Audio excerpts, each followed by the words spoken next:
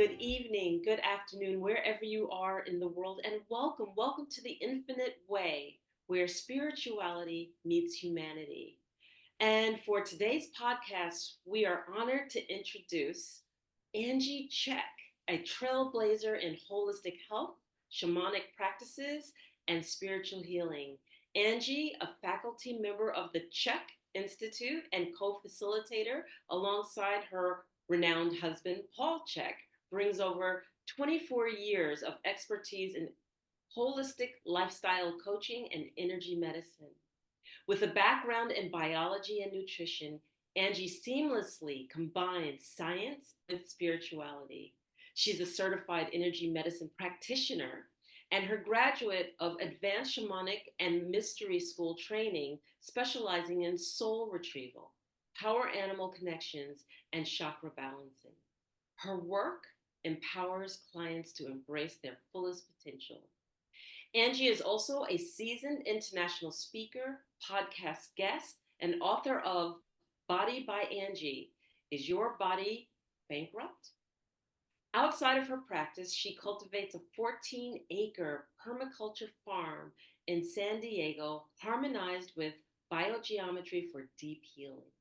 Let's dive into Angie's transformative journey and wisdom. Welcome, Angie. Thank you. That was wonderful. I'm so glad to have you here. And you bring such a plethora of expertise and experience. I want to just back us up before we dive into some of those things and tell us a little bit about your story of how you traversed life to get to some of the key pieces that are so impactful to your life, like the mystery school or the shamanic practicing. Yeah, that's a deep question. I think it started when I was a child, but I don't want to go that far on this podcast. It'll be 4 hours. But I would say, for me, it was just having this inner knowing that I needed to learn and expand and grow. And there was a point in my life where I realized my friends were just not that interested in going deeper with their lives, or were not interested in taking extra courses. And I remember just in my 20s, just rising up and said, well, if I can't get a friend to go to these events, I'm just going to go by myself. And that was the aha moment. It was like, okay, I'm going to show up. And, I had all these fears of showing up to these workshops all by myself. And then I realized most everybody who goes to a workshop shows up by themselves, and so then I was like, oh, I'm not alone. This is my new tribe, my new family. And that's where it started. And as I started going to new workshops and learning new material, I just got empowered. I thought, well, I'm going to take one in another state. I'm going to take one in another country, whatever. And I started taking courses all over the world, and it just became something fun to do. And I would bring back these tools to work in my practice. And that's how I started cultivating who I am, by just picking and choosing and learning from different necks of the wood, and learning from different healers from all over the world. It's wonderful to hear that. And so understanding that these tools and these experiences bring a well-rounded person. For me, it was like one of the particulars gave me a leap of orbit, a leap forward. Which one of those was it for you that just made that fundamental change in your life, no, taking you to the next level? Oh, wow. I've had some really great courses. I took an energy medicine course, and I really felt I got a lot from that because I learned to use energy, and it's kind of like Reiki, working with the bodies. And I really got a lot out of that course because I could feel the energy of a person's body and understand what was going on energetically through them. But my shamanic course, with his 3-year advanced training, I learned a lot from that. Just some of the things that I'm not allowed to actually talk about that happened, when we were in ceremony, were so magical and so mind blowing. And you couldn't wrap your head around them. You realize that this is the divine, this is spirit. And those, once you have experience like that, they shift you for life. There's just no going back. You can't be the same person when you recognize spirit, and when spirit is working intimately with you. Those are those moments where you say, oh, I am guided, I am blessed, and my life has meaning and purpose. And those were magical moments.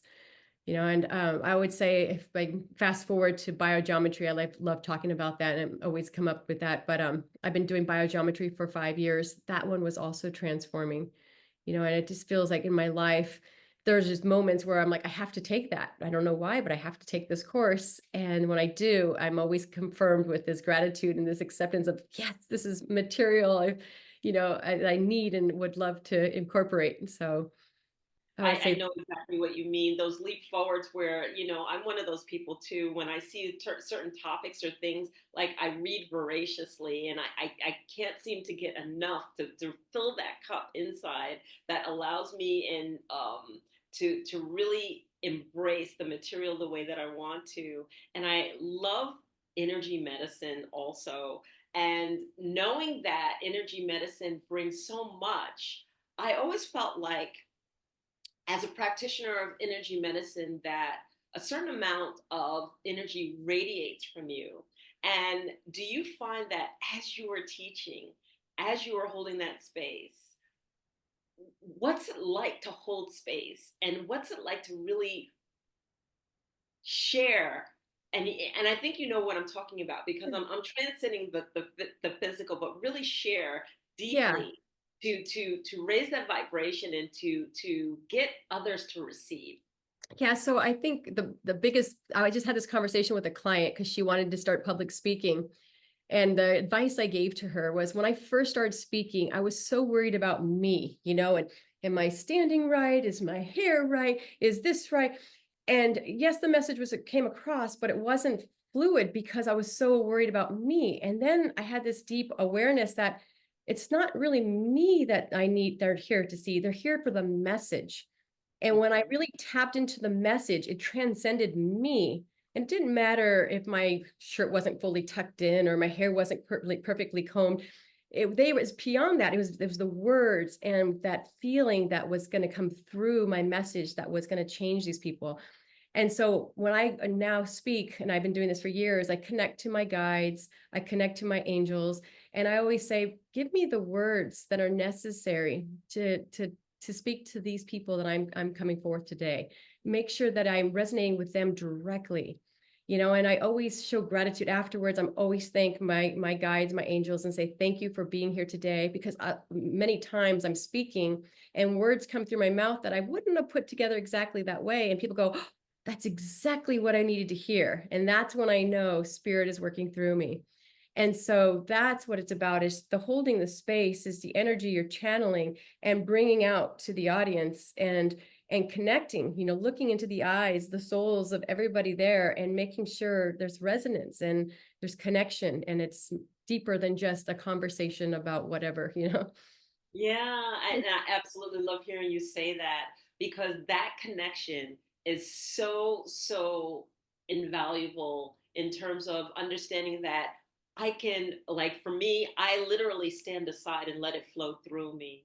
And I remember writing my first book, of which you were an author also. And I remember connecting to Source and just saying, okay, what is it that you want me to share? And then literally, just like the words came, it wasn't like I got to figure out what I'm going to write. I got to figure out what the topic's going to be. I got to figure out, how is it going to flow and all of the mechanics that we're taught, but Right. that it just flowed. And then once I got it down, then I could take it through another iteration and then another iteration. And then there you Yeah. have it. How is Yeah. it for you in terms of that, in terms of the writing? Yeah, and so you hit another point. It's just like after I present, I always self-reflect. I think that's important in every aspect of our life is self-reflection and to look back and say, how did I do? How did that flow? That was really good. What could have been better? What could I have improved? And so that the next time I present, I'm going to share a new story or a different topic or a different angle in which I can present. And then when it hits that spot, you're like, that's it. That's how it. And so over time, you perfect your work and you perfect your message, and so I think Yeah. self-reflection is so important. And it's like, just like reading my books back and going back, and I have to go back, you write them, let it flow through, and then say, okay, now how can I synchronize these ideas and how can I put a bow on them and how can I do it in such a way that captivates the audience. Yes, yes, yes. So tell us a little bit about your work. Like you have many facets to you. So let's start off with Angie Chek, the facilitator.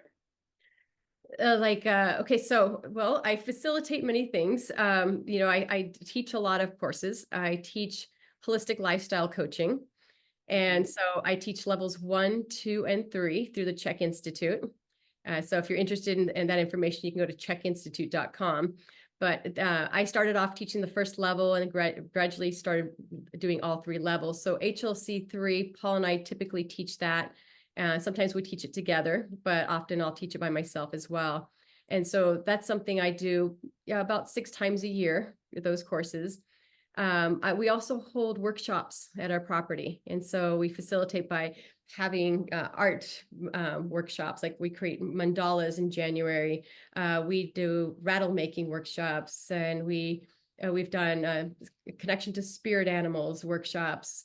We do all, it's very vast. Sometimes Paul does rock stacking. We call it Zen in the Garden, and we teach people how to stack giant boulders in our rock garden. And so it's great to have people here regularly. It's usually once every 6 weeks, we'll have a workshop at our home, invite people in, and we have a big classroom and an outdoor space where we teach. And they're lovely events. We have all organic food that's included when people come to see us. So that, no, because we live a little remotely, so there's no time to go out and get lunch. You have to, you're up on the top of a mountain. So we include a beautiful spread of beautiful foods, often stuff from our farm. You know, I make honey from our bees, and I have goat milk, and I'm known for my goat cheese. It's a specialty. So people are like, "Are you gonna make your goat cheese?" And I'm like, "Yes." So it's a great experience. So it's a community coming together when we have our events here. I love that. And so you already touched on the next topic, which is like, talk to me about how you engaged in permaculture. I mean, that's phenomenal. Yeah, so it's a lifelong process. I have hired several permaculture specialists to come and walk the land with me, and they give me their advice on what to do, like adding swells to hills and things to, we even add wood under the ground so that when the rain comes, it absorbs in the wood and then it slowly trickles down the hill opposed to flowing down the hill. I've had a permaculture specialist come from Australia. So people from all over the world. The beauty is Paul has podcast members from all over the world, and when I'm inspired by them, if they come out to see us, we usually spend a time together, and they'll walk the land with me. So it's a work in progress where you're working with the trees, and then what grows with the trees. So what plants like those trees, and what herbs like those trees, and what insects do you want to attract to those trees, and what plants do you plant to propel some insects because they'll get eaten. And it's just a really magical way to connect. And it's like I said, it's a work in progress. It's like you're always adding more. Eventually it'll just be like a food forest here, and that's my dream, is just to have berries and fruits and vegetables all growing in this harmonious space. And permaculture is really big on allowing it to, once you grow it, to be, so you don't have to work so hard. It's just working in nature, so you're not having to weed because you put the right nutrients in the soil and you have the right plants in the right balance, so they weed out the weeds. And so it's a beautiful science, and I'm constantly learning. And when we first started putting things on the land, I found a great soil expert, and he brought me his soil. And so that was beautiful. So we had this biodynamic soil delivered to our land. And because it's the soil, that's the root of everything. So if you have poor soil, you can't grow beautiful fruit, or vegetables. So it starts with the soil and cultivating it and having a strong connection to the soil, making sure the soil is healthy, the microbes are there, and it's protected, and it's from the sun, because the sun can bleach it, and making sure you have a ground cover at times so it doesn't, all these things that I'm learning. It's a magical science. Wow. And I'm sitting here looking at the fact that your relationship to Mother Earth, your relationship to the animals, that is a very, very special relationship, because not number one, not everyone can grow anything. I don't care what your knowledge is. There is an energy that Mother Earth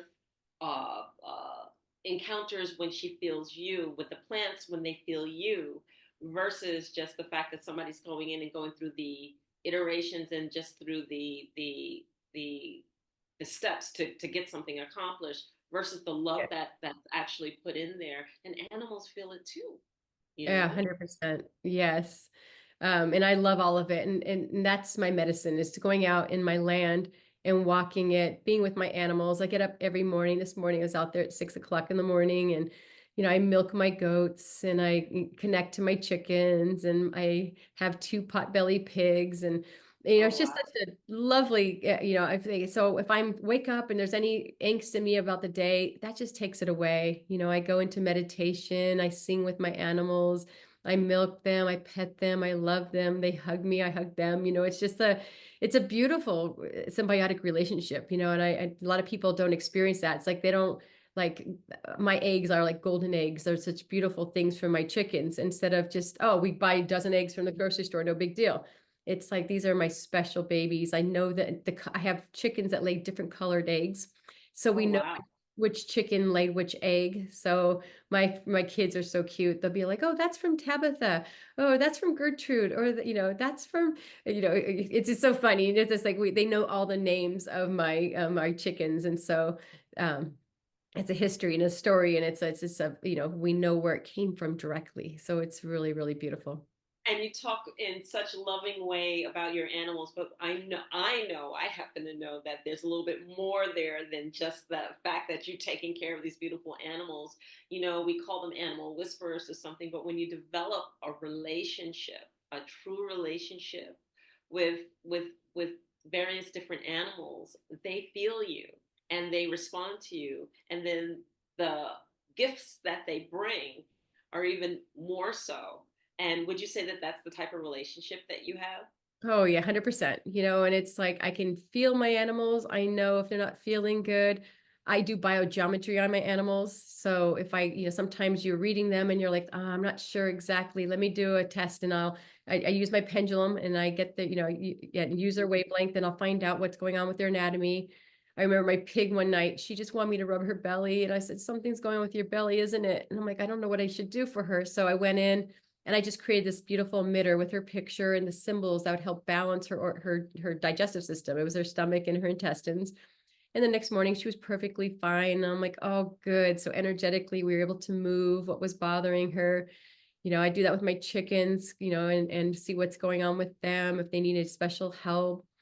And I had some magical stories there too. And I think I've shared some of them with you, but Yeah. not your followers. But where one I had when I first became a chicken farmer, I bought these chickens from a farm, and what happened is they developed Merrick's disease, which is something they get when they were first born. Sometimes it's get exposed to something in the dander of other chickens, and I bought these birds, and apparently they had been exposed to it. And so at 6 months, here I had been loving them since they were babies. And all of a sudden at 6 months, they started getting ill. But at first I didn't know what was, because I was a novice. And I just noticed that one of them looked like it had a broken leg. And so I was like, oh, well, what's going on? So I thought, well, I'll do biogeometry on this chicken. And so I was doing biogeometry on it, and it didn't get any worse. So I thought, oh, it just takes a long time for a chicken leg to heal. And so months Right. and months, and I had mentioned to the feed store I was going to, and they said, oh, yeah, well, that can't be Merrick's disease, because Merrick's disease takes them out within a week or two. They don't after they develop symptoms, or if they lose their ability for a leg, they die very quickly. And it had been over 3 months now. And I'm like, well, no, I think it's just this really slow broken leg. And it wasn't until I went on vacation, we went with an RV family vacation, and you have to charge your emitters daily. And I didn't charge Right. it. I didn't get on the trip. And so when I came back, it now had two broken legs. And then I realized it did have Merrick's disease. And that's when we found out we had Merrick's. And I brought a vet out to the farm at that point, and he's like, oh, I can't believe it's been that many months with your animal. And it was the power of biogeometry. And so it Yeah. was living, it just couldn't get better. And then when I didn't have the energy on it, it did succumb to two legs. And then we finally had to put it out, which was very sad. But I learned, but I just love nurturing them, in any way I can. And I've seen such healings with biogeometry on farm animals and people as well. But it's just, I love that connection with animals, because, sometimes we work on people and you think, oh, it might be a placebo effect, but with an Uh, animal, there's no such thing as a placebo effect. They don't know, no. either get better or they don't, you know? Exactly, exactly. And I think that there's that understanding that they know you and they know the love that you give. I don't have that relationship with animals, but I've had a couple of encounters, and I've shared that with you, like one with a zebra Yeah. where I was visiting in Africa, and a zebra came up to me and literally just stood by me, put his nose right there with me, and like literally kissed my cheek. And I can't even begin to tell or express to people how amazing that is, that an animal, and especially a wild animal, would trust you and trust the fact that it feels that it can come up to you and know you and just share that and actually express that and then walk away, you know. So Yeah. I feel for you, especially for those that love of animals. Yeah, um I feel like when you meditate and you connect and your chi levels high, they feel that. So, that's yes. an honor of your practice because they can sense, your realness and your vitality. I remember I used to live on a golf course and I would go and I'd meditate and then I would go out and take my dog for a walk. And all of a sudden I realized birds would be following me in the sky. And I thought, oh my gosh, I feel like Snow White or something, because, like and then I realized it's because I was doing such inner work that they could feel that. And so they would fly from tree to tree. And then when I turned around with my dog, they flew back with me. And I was like, this is so magical. How many people are aware of this? But I think those people who are not aware, it may not even be happening to them because the animals are aware they're not aware, you know? So But it's you know what? It's so funny because it brings me back to thinking. I did a walk across Kenya, 100 miles, 10 miles a day for 10 days. And the first 3 days I was just, oh my God, do I have enough water? Am I going to make the trip? Am I in shape enough to make the 10 miles a day at the pace that we're going to go, et cetera, et cetera. We walked in silence. And after, on day 4, all of that just completely rushed out of my mind. And then I started really, really feeling the land and really, really feeling the animals. So by day 5, when we're walking 20 feet from a hippopotamus pod, or we come across lions that are just playing with their children, or that we come across, a herd of what was it, the gazelles and everything else, that I realized that we're just another animal. And many people express fear as the very first thing. They see an animal, they express fear. Fear is what's rippling out of and them. And right. felt. It's Yes. felt for miles. It's Yes. felt. And then that's what the animals are responding to. And that because we were at peace the way we were walking, we walked in silence, right? And we were guarded by the Maasai. But I realized that they just saw us as another species moving through the land, Yeah. and Beautiful. that there's absolutely nothing to fear. And so that if we would just harness some of that emotional baggage that we have when we see animals, and just like, a fear, afraid, I'm afraid of a dog, I'm afraid of a cat, I'm afraid of da da da da da da da da. Yes. Yeah. They would just have such a different relationship, in balance with the world, in balance with the animal. 100%. My kids and my kids have very little fear of animals. And last night, we're remodeling a playroom that we had, and we went in because they finally finished it. And so there was this little back closet, and my son goes, "Oh, let's check this back closet." And we had this sticky trap in there because they had to left the doors open for rats or things to come into the house, which I hate sticky traps. But what Yeah. was on there was a giant not giant, but it was like a baby tarantula about this big. And my son Mm. sees it and he goes, "Mom, there's a tarantula there." And I said, "Oh no." And it was dusty because they had been doing so much work and stuff. And I was like, "That's terrible." So we got out this sticky trap and we sprayed it with Pam spray, which is a cooking oil that dislodges them.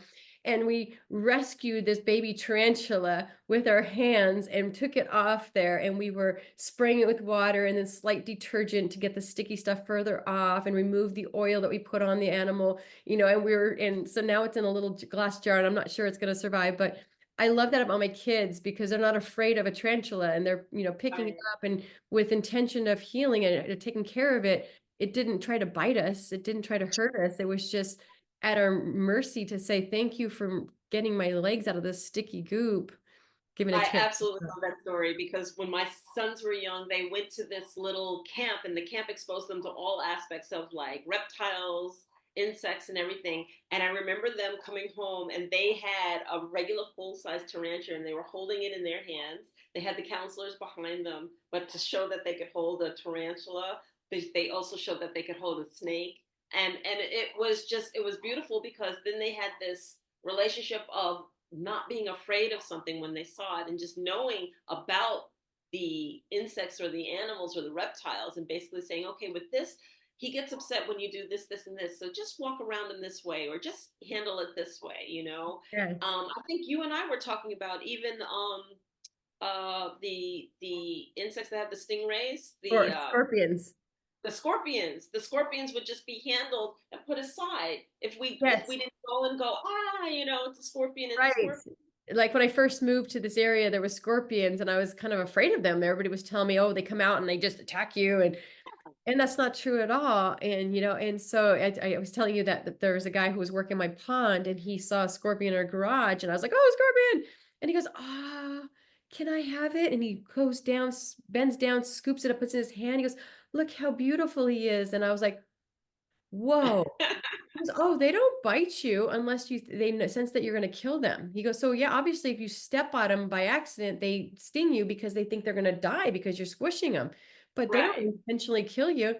And at that moment, I realized all my ideas about scorpions was handed down from people out of fear with no connection to that animal, that insect. And so it was beautiful at that moment. And now we rescue our scorpions and we just shoo them off to other areas and say, oh, we don't live in the house. We live outside. Let me put you back outside. We don't live in my garage. We're going to put you out here. Even the rattlesnakes. And I shared with you about our rattlesnakes. We had a lot of rattlesnakes in the area. And we have this thing that we don't kill anything unless we're going to eat it. And Right. and so we would just grab these rattlesnakes and put them over the fence. I mean, they could come back, but we just tell them, no, no, you belong on this side of the fence, and this is our side of the fence. And I've noticed less and less coming around the house, but every once in a while, one will venture on, and we say, no, no, you live over here, and it seems to be fine. And so, even though they're extremely poisonous and they could kill a small child, we just live in harmony with them, and there's never been any incidences. Yeah, and people go, "Oh, that's too much," but it's not. It really is about what you're vibrating out. It really is about communicating with the animal, reptile, whatever the case may be, because there is a level by which that communication does take place. We've just forgotten it. Yeah. We've forgotten it as human beings, that we can communicate with anything. Anything. I think I Anything. might have shared with you a story about my pug. I used to have this beautiful pug, and it was just so close to me. I used to call it my dogter, like my dogter before I had kids. And she was my daughter, but it was a dog. And we had this beautiful relationship. And it's just this little dog, those pugs with the squished faces, Yeah. bulgy eyes. And I remember I wanted to go to mystery school, and it was the first time I was being away from her, and I was so sad because we spent every waking moment together. I thought, oh, my dog's going to miss me. I'm going to miss her. She's not going to understand. So that very first day at mystery school, one of the teachers asked me, and I said, I'm really sad about my dog. I said, she's just a little puppy, and we bonded so well. And she told me, she goes, well, when you meditate, connect to her. And she goes, she'll get your messages. And I'm like, that's a great idea. So sure Yeah. enough, on my meditation, I started telling her about what I was doing. And I think it was by the second day, I started meditating again and telling her about my day, and I got messages back. And I'm like, what? And so it was a closed course where you had no connection to the outside world. So no cell phones, no connection. So I couldn't just email or text somebody. So I started writing in my journal the messages from my dog. So I'm like, Maggie was telling me, and I remember she was like, oh, I was missing you today too. But Bill, which was my ex-husband, he said he took me out for a walk, and we were on the golf course.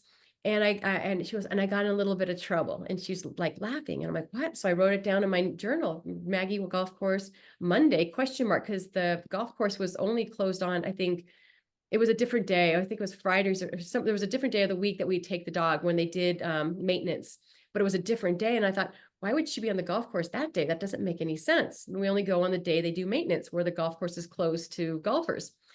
And so I just wrote in my journal. And then the next day she said, oh, I was missing you again, but don't worry.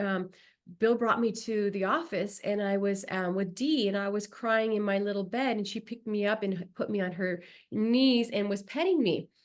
And I was like, what? And I wrote that in my journal. And so when I came back from my trip, I asked my ex-husband at the time I was married with him, and I said, did you take Maggie on the golf course on Monday? And he goes, yeah. He goes, they had a special event that day that ended early. So the golf course was closed. So we went and walked. I said she got in a little trouble. She got in some mischief or something. Because yeah, she decided to run across the stream to the other side. And I was going, Maggie, Maggie, come back. And she was running back and forth. And finally she ran back across the stream to me. And I was like, oh my gosh. You go, how did you know that? I'm like, she told me. And then I went to work and my office staff was there. And I said, so Maggie was here on Friday? And she goes, yeah. She goes, it's an unusual day for her that day, but Bill decided to take a motorcycle ride. So he left her at the office with me so she wouldn't be home alone. And I said, yeah, she told me she was crying. He goes, and you picked her up and put her on your lap and it made her feel good. She goes, how did you know that? There was nobody here in the office. I said, Maggie told me. She's like, her eyes is bold. She's like, oh my goodness. She goes, that's exactly what happened. She goes, she was on the ground. I picked her up and she was just purring in my lap. And I pet her for a good hour or something. They just sat in her lap.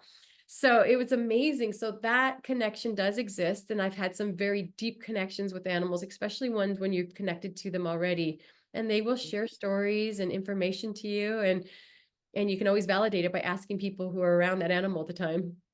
It's beautiful. It's beautiful. And that's exactly what they do when they start off teaching you about animal whispering is to listen to the animal, connect with the animal. And I'm going to switch gears on you just slightly because you talked about doing biogeometry on your animals. And for those in our audience who don't know what biogeometry is, why don't you share your entrance? Because that's how we met, which I absolutely love. But Yeah. I want to give it to you. Why don't you share a little bit about how you stumbled upon biogeometry and then what it means to you. Okay. So what happened is my husband has these podcasts and he has podcasters from all over the world. And he talks about all sorts of subjects. And I don't always listen to them all because his podcasts go 2, 3 hours sometimes. And I just don't have time to listen to them all. But he had sent me an email that morning and said, I just did this podcast hours in the afternoon. He goes, I just finished this podcast. And it was this guy named Dr. Ibrahim Kareem. And it's on biogeometry. And he goes, and I love this idea so much. And I want to sell his products in our store. But Dr. Kareem says you can't just sell his products without someone being authorized and taking the course. So he was sending an email out to me, because I'm the head of the holistic lifestyle coaching department, and also to this Matt Walden, who's the head of our integrated movement science department. So there's two departments, one's exercise, one's holistic health. And so I said, and he sends it out to both of us. He goes, so which one of you would like to take this foundation training? Because one of you has to get that certificate so we can carry these products. And the word biogeometry should have scared me because I hated geometry in college. It's like, oh, it was a nightmare. And so you would think that word would have given me the EBGBs, but something about that. I looked at this email and something rose up in me. And I'm like, I'll do it. Because I looked at my schedule and I had this opening. And I always feel like when there's openings in my schedule, it means there's reason for it. And I don't normally have an opening. And I looked at the dates and I'm like, my schedule's wide open at this time. I'm like, I'll take the course. And he goes, wow, I can't believe he got back to me so fast. Because it was like within minutes of his email. And I usually don't respond to emails. It was just like it came in my field and I had to respond. And so I took this course and it just changed my life. And so for those who don't know about biogeometry, it's basically a relatively new science based on old Egyptian methods and techniques. And so Dr. Ibrahim Kareem is an Egyptian. He's an architect and he has been doing this. I think he's about 85 years old now. And so he's been doing this for 50 years or more. And his whole purpose was to find out the foundation of the pyramids to figure out how they were transmitting healing energy. And so because he was an architect, he wanted to take that information and build apartments and condos for people so they could be living in these healing vibration.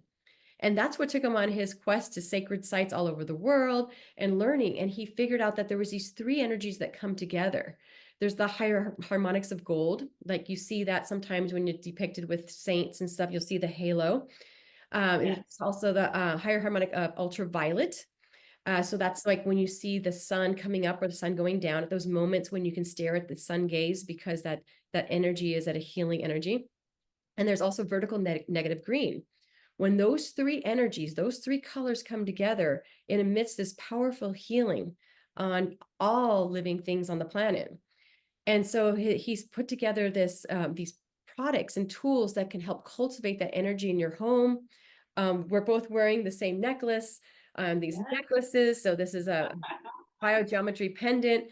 This one is with the biosignatures that heal the organs. And the way that one works is through his practice, he's found out that these Egyptians would draw these special symbols on the walls and stuff, and they'd draw them on people to help balance their organs. So what they had discovered is that energy travels through your heart in a certain way, in your lungs in a certain way, in your kidneys a certain way.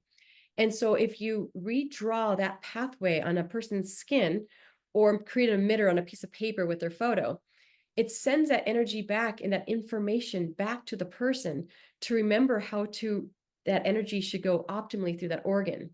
So for instance, if we're exposed to microwave ovens and Wi-Fi and 5G towers and all this electrical buzz, that can scramble our energetic field, and we can start finding that our energy gets scrambled to a point where it doesn't remember the optimal pathway through an organ. And so what happens is now it's found a suboptimal pathway. So it's created a new pathway that's not quite exactly the same as it used to be, but it can't remember the ideal way to go through that organ. So by putting these signatures in your field, your body goes, oh yeah, that's the way it should go. And it re-energizes that organ, and you see that organ come back to optimal health. So it's super powerful. I love the signatures. That's my specialty. But there's also things that he does on the land. There's things we can do towards 5G towers, these things called Hemberg emitters that you can point to a 5G tower and transmute the negative energy coming off of these towers, because these towers are going everywhere. Everywhere. And when I first heard about it, I got very angry, and it was like, how do we blow these things up? And Right. You Dr. weren't alone. Yeah. And so Dr. Cream's like, you know what? We have to learn to live with technology. It's part of our future. But let me show you how to transmute that energy. And I thought that's the answer. We don't combat it with violence. We combat it with love and harmony. Right.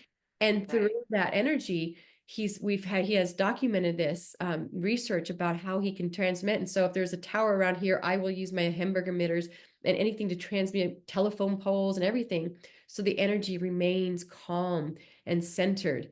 And there's things you can put in water, like well watered stuff, to regenerate life force energy. So if it's murky and needs to detox and isn't sustaining life, you can throw these, we call them bio batteries, and you can throw them in the water, and within a day you can see more animals coming to the water again, and you can see water Yeah. being healthy.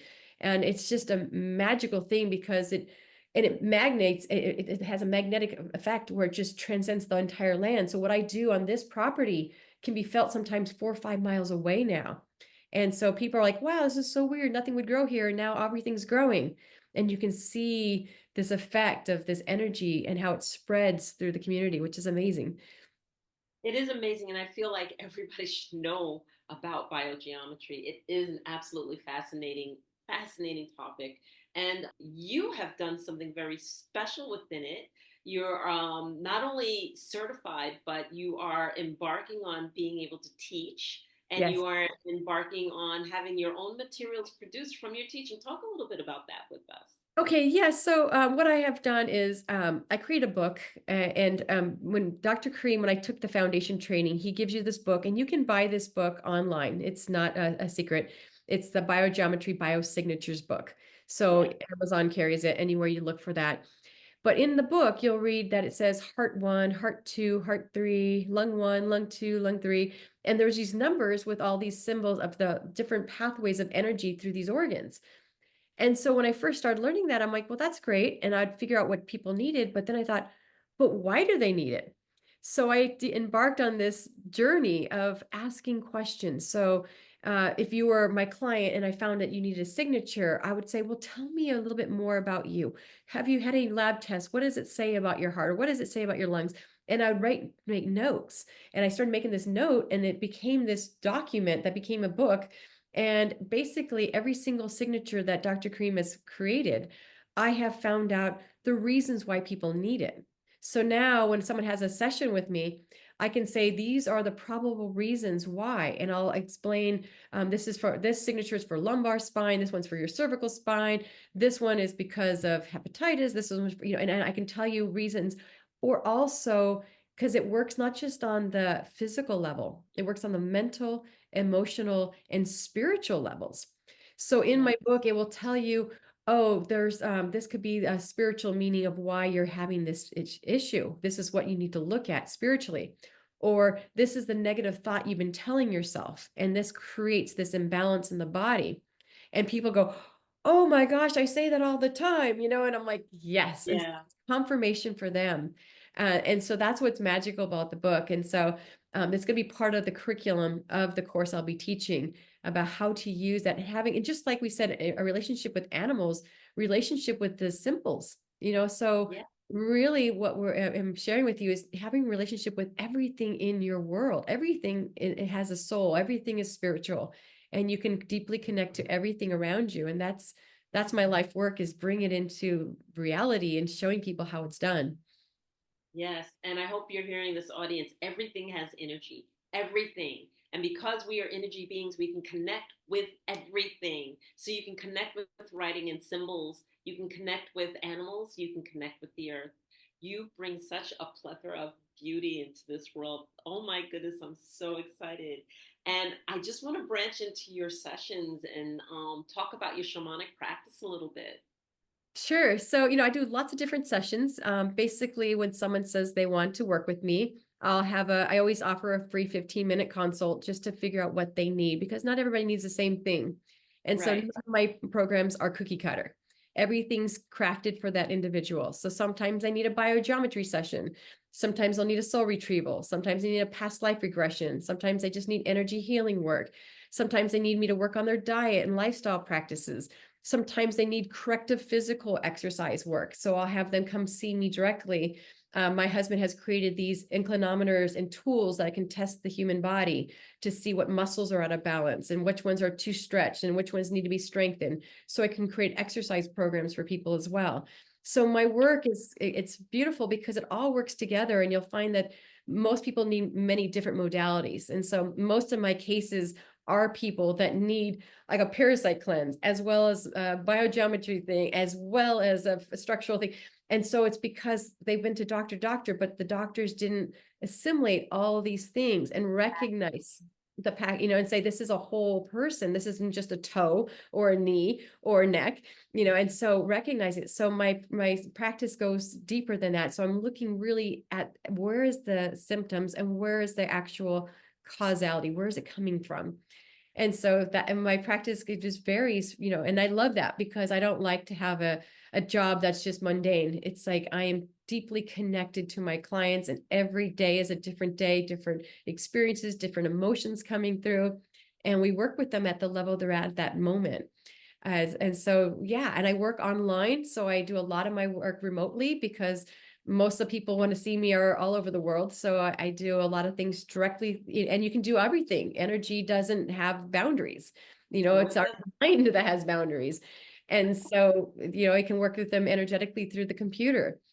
And so that's what I do. So I do sessions online or in person, and I work with them to see what really is happening and to get to the root cause of it. And I just want my audience to know how special this really is, because there are very few people who can work on the physical level, who can work on the mental level, and as well as the spiritual level, and give you an all encompassing and comprehensive availability of tools and types of sessions that they need in order for you to come completely into balance, because that's what we do. We go to the doctor and we deal with the physical level, and then we only deal with the physical level on with chemicals, because that's what doctors are trained to do. They're trained Right. to give you chemicals, which are aspirin, pills, whatever the case may be, change the chemical balance of it. And sometimes it has nothing to do with chemicals, it has to do with energy. Energy. Okay. Yeah. And then, to be able to work on that mental level, and in terms of, what is it that we're repeating. Our words are powerful, they have a vibration, and when we're very negative, we're bringing on different symptoms, and we're impacting the waters of our body. Why? Because the waters of our body record everything that we say. Yes. right? So Yes. they have an impact to our organs also on a physical level. But how you're treating that is you start here with the mental body, right? And then we're talking about the spiritual body because sometimes we just need to be connected with source. Sometimes we need to lay out and surrender. Yes. Surrender to that spirituality of knowing that there's something greater than us that can bring everything into balance, Yes. move everything where it needs to be if we just allowed and surrendered and just Yes. put the guard down for a moment. So I love what you bring to the table. It is so powerful, Angie. It's just Thank so, you. it Yeah, really is. well, and I love what you do too. That's why I think when we first met, it was just two energies just got together. It was like, oh, I love this woman. We had just this, can feel that surge. It's like, birds of a feather flock together. There's a vibration, and it's like we had that vibration. You have that vibration. It's so beautiful. And I just like love to be in vibration with the people that have that, because it's cultivating and it's contagious, it's like when I'm around people of that vibration, it brings me up as well. So it's like, even though I'm already a person, it's always good to have support and people who, like we talked the other last week, and I was just happy as could be. And my husband was like, "Oh my gosh, it's so good that you found Nolia because we're, you vibrate my heart. It's so amazing." You just make my heart soar, and it's such an honor to be able to find someone who has a love of everything, and because life is beautiful, we are so blessed, life is beautiful. And when I wake up in the morning and just I'm like, thank you creator for allowing me to see another day and to encounter the day, and here we go, I'm ready. What is Mm. it that you would have me do? And then I'm in my day, I and love it's beautiful feeling. It really, really is. Yeah, I love that. I do that too. And sometimes I say, universe, God, surprise me, Yeah. because sometimes you have just like, no one's asking for a surprise. And I'm like, I want to see the magic, show me. And I always find surprises in my day because I'm asking and saying, show me the magic, show me these beautiful things. And it's lovely. Yeah. Yeah. So if you could tell the audience anything, what would you leave them with? Well, there's lots of things I love to tell people. I would say, um, one of my favorite things to tell people is say, be you because everybody else is already taken. Mm. And that's one of my favorite things because I feel today with, so much media exposure and marketing, it's like we're trying to be something we're not, or trying to, meet up to someone's standards, or trying to act or say or be or dress, hairstyle, everything. And it gets so out of control. I'm like, just be you. Wear those shoes because you love them, not because you're supposed to be wearing because that's the in fashion.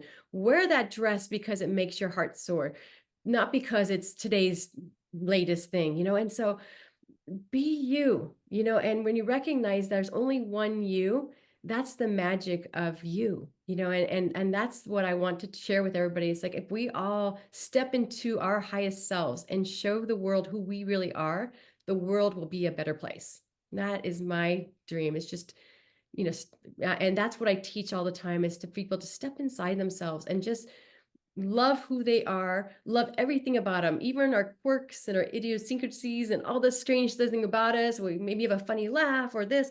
That's what makes you beautiful, and it's like embrace it, embrace who you are, and just do you. And I tell people, don't worry about what other people think, because your tribe will find you, your community will find you. But if you're trying to impress the wrong people, you'll always be around the wrong vibration and you'll never rise above.